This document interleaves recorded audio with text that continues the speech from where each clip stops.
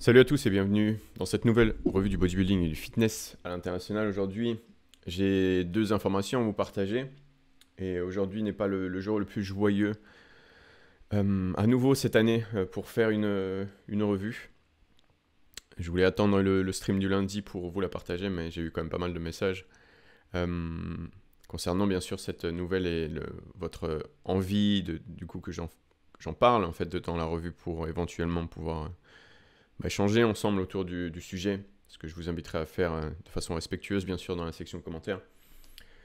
Donc ce n'est pas une mauvaise blague, c'est pas un prank, rien du tout, on est loin d'avril. Sean Roden est vraiment décédé hier. Euh, il n'y a pas les causes pour l'instant exactes. J'ai entendu des rumeurs que ça concernait le cœur. Euh,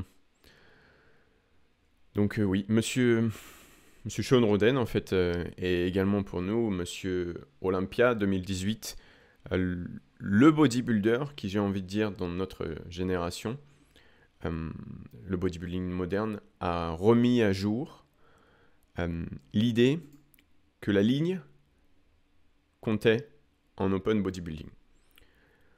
Ça paraît con comme ça si vous n'êtes pas à fond dans le bodybuilding, si vous n'êtes pas euh, totalement fan de bodybuilding, je peux comprendre. Mais c'était un énorme changement entre 2010 et 2020 du coup. C'était une sorte de message pour, en tant que fan de bodybuilding et même en tant que bodybuilder, j'imagine, que tout ça n'est pas mort, tout ça n'est pas mort et enterré, que cette beauté, que cet esthétisme, si je peux dire, sachant que c'est subjectif, est toujours au goût du jour, est toujours récompensé et que la recherche, comme je vous disais, de cet esthétisme est important, même dans un critère de jugement, dans une catégorie sans limite de poids, où généralement la masse prise. Donc bien sûr j'en parlerai, enfin je ferai de mon mieux pour en parler plus tard, peut-être dans les revues, probablement dans les streams du midi.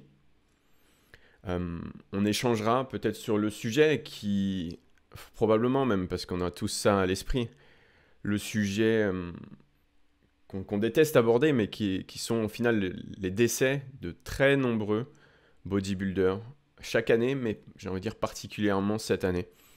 Ce qui est perturbant, euh, ce qui est perturbant avec Sean au final, c'est que il était connu, enfin moi je le connaissais comme ça, pour avoir une approche un peu différente des autres bodybuilders qu'on aurait pu, enfin que moi je compare à par exemple Kevin Levron, qui à l'époque, euh, de ce que j'en sais, vraiment faisait une vraie off-saison.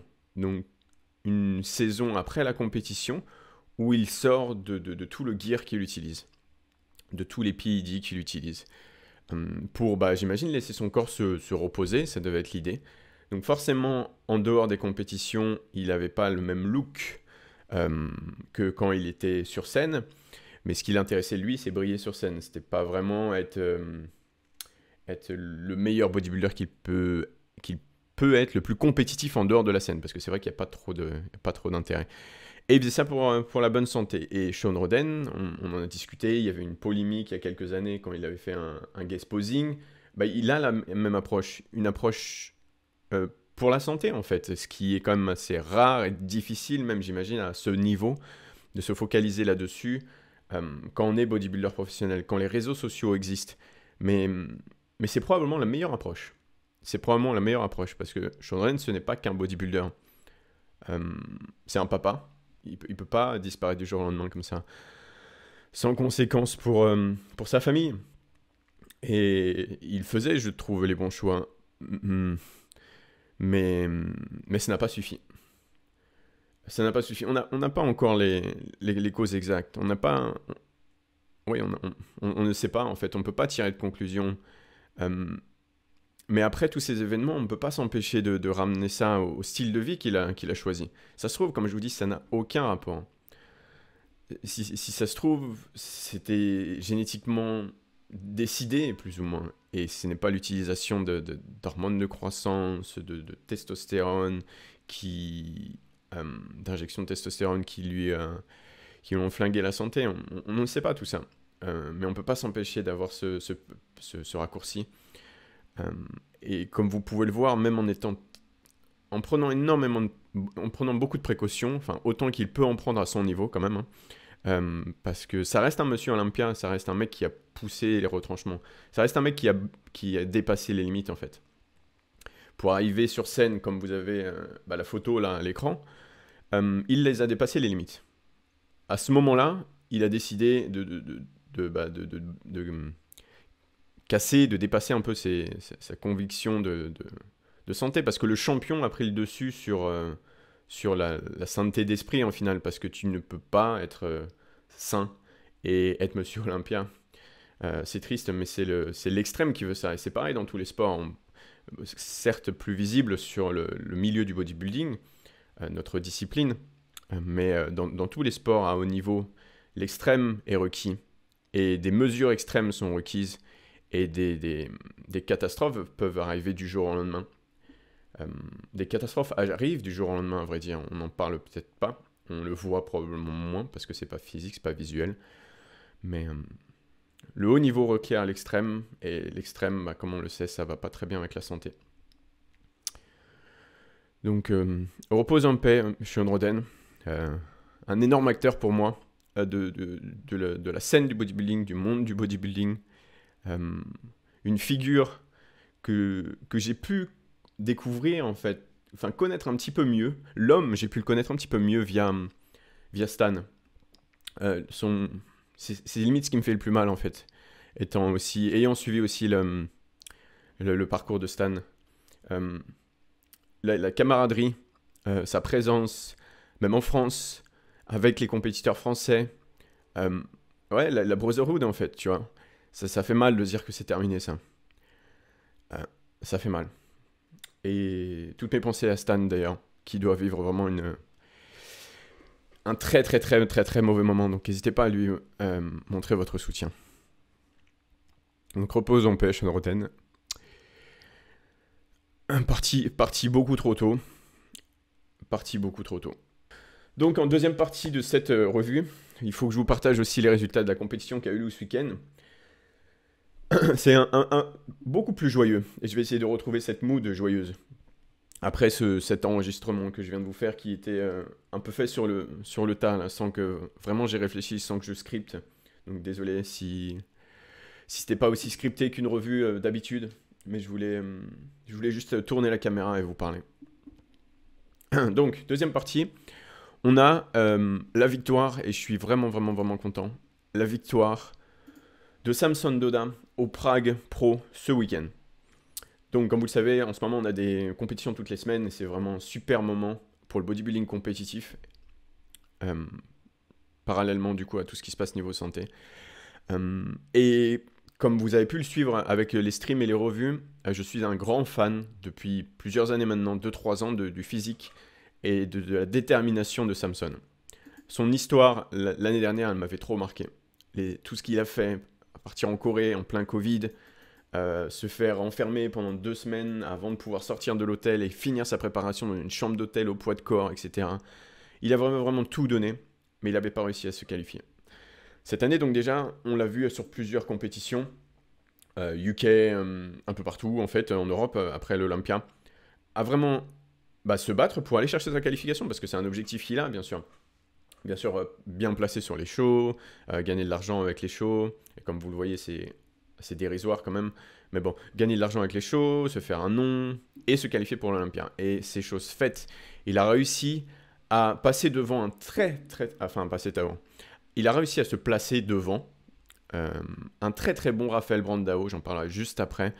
Brandao qui faisait son retour sur la scène, et j'ai été vraiment vraiment vraiment impressionné parce qu'il a amené, le package qu'il a amené, en fait il était sec, il était très très sec.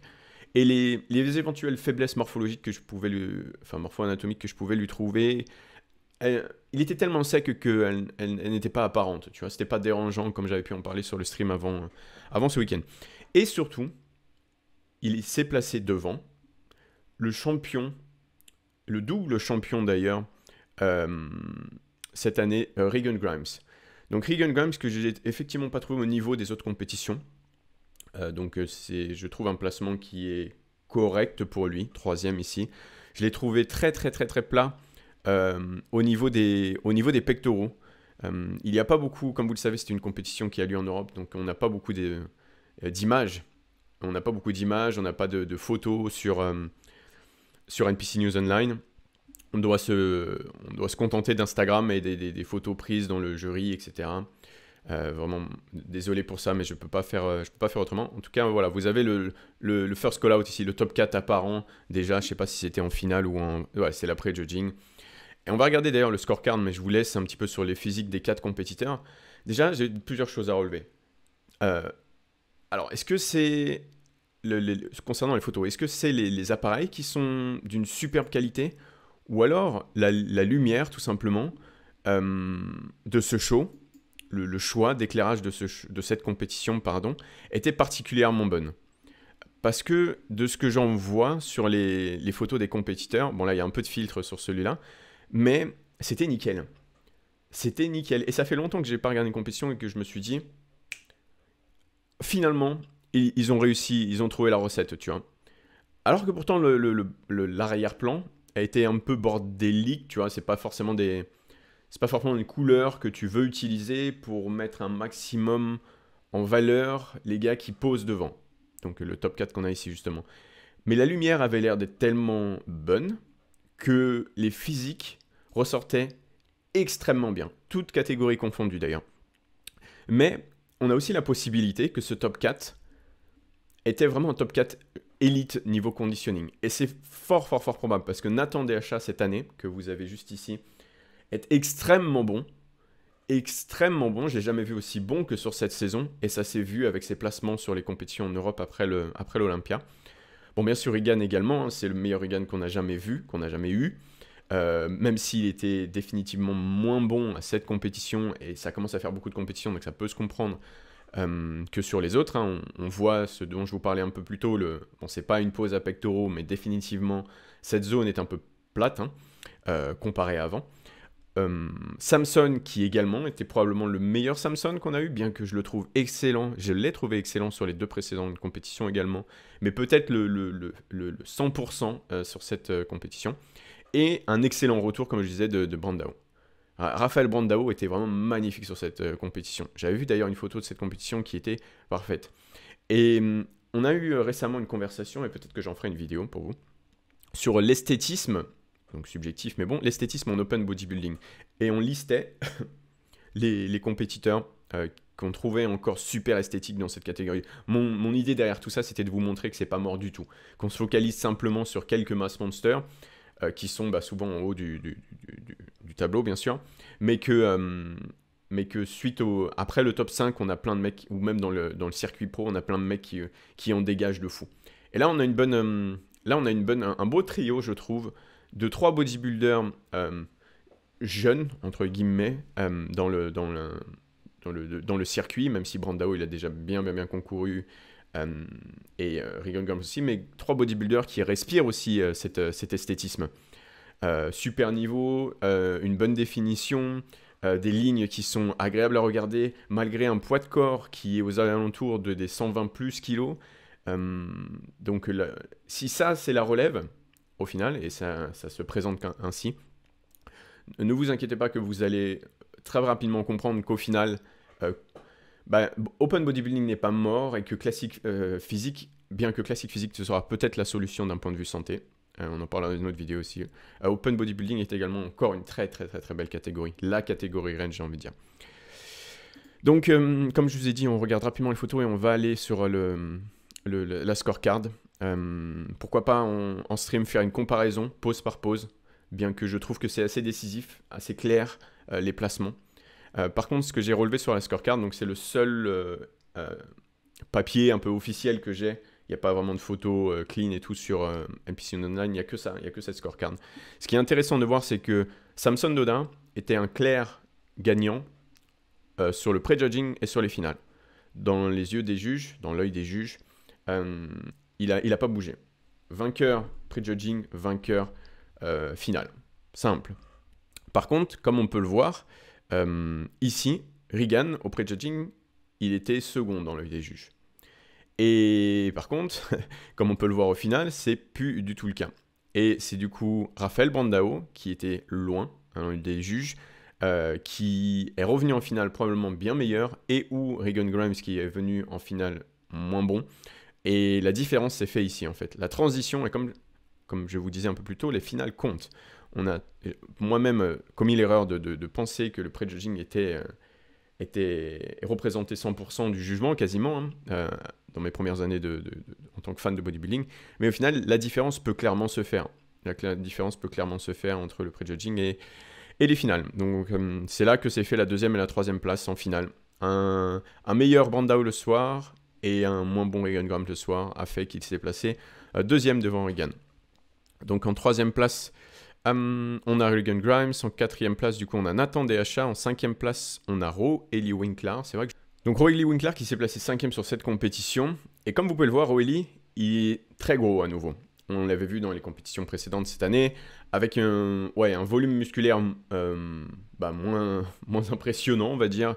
On n'avait plus ce réflexe de penser à un petit Roelly, même s'il essayait de travailler un maximum, vous savez, depuis pas mal d'années. Il a réussi d'ailleurs sur sa sangle, sur son conditioning surtout. Et là, pour le coup, il est redevenu gros, très très très musclé. Et Roelly, il est très fort de face, hein, même ses poses, même s'il manque de conditioning ici. Par contre, le problème, j'ai envie de dire, c'est toujours le conditioning de dos. Donc là, on a des poses sur la page de Bison Tries de face et de profil, et il rend quand même très bien, mais on peut très rapidement se rendre compte que le dos, on a le même problème que d'habitude. Il est pas complètement prêt. Il manque pas grand-chose, hein, mais il n'est pas complètement prêt. Et si on le compare du coup sur des bacs de biceps, et j'ai pas vraiment de comparaison à vous montrer, on comprend pourquoi il s'est placé un petit peu plus loin sur ce Prague Pro. Donc voilà pour Roelly, par contre, intéressant de voir, enfin intéressant d'un point de vue bodybuilding. Bien sûr, j'ai toujours un peu du mal maintenant après ces événements récents à mentionner ma joie de voir un bodybuilder de revenir absolument énorme et éventuellement écorché, parce que j'ai toujours ces risques en tête. Mais d'un point de vue bodybuilding, content de voir Roelly de retour d'un point de vue masse. Et s'il arrive à choper finalement cet entre-deux, on pourra à nouveau avoir un Roelly dans la conversation pour le haut du placement sur les grosses compétitions, les plus grosses, les Arnold Classic, et pourquoi pas l'Olympia. Je trouve que Roelly, c'est un des bodybuilders qui a du potentiel, mais qui ne l'a pas encore complètement prouvé. Même s'il s'est placé jusqu'à 3e à l'Olympia, je crois, il manque un truc. Il faut qu'il finisse son chef-d'œuvre, tu vois. Juste un passage en beauté. Un magnifique passage, bien sec, etc. Il montre que, voilà les gars, voilà sur quoi je travaille depuis des années. Ça nous a pris du temps et je suis fier aujourd'hui de vous présenter mon final physique, mon final package. Voilà à quel point je peux être compétitif. Maintenant, je me casse et je vais me reposer parce que c'est bien mérité. Donc voilà pour cette revue. Un petit peu longue, mais en ce dimanche là, matin, j'avais envie de vous parler. Bien sûr, je vous invite, comme je vous disais, à pourquoi pas échanger. Oui, je veux qu'on échange sur le sujet. Je préfère bien sûr le faire en stream parce que comme ça, je peux réagir avec vous. Donc si jamais, rejoignez-moi en stream demain midi, demain à midi et demi sur YouTube et bientôt sur Twitch. Mais n'hésitez pas à partager, bien sûr toujours en respectant les compétiteurs et respectant Sean Roden. Et pourquoi pas, je sais pas, en essayant de chercher ensemble des solutions. On avait commencé à le faire il n'y a pas très longtemps, bien sûr. Mais je pense que la conversation doit rester ouverte. On doit trouver, on doit amener, nous, je pense que c'est limite à nous, plus qu'à l'IFBB, de nous faire entendre et je sais pas, de guider en fait l'industrie vers quelque chose de moins dramatique au final sur le résultat final. Et est-ce que ça réside dans un classique, donc en fait dans une catégorie où une limite de poids existe? Peut-être.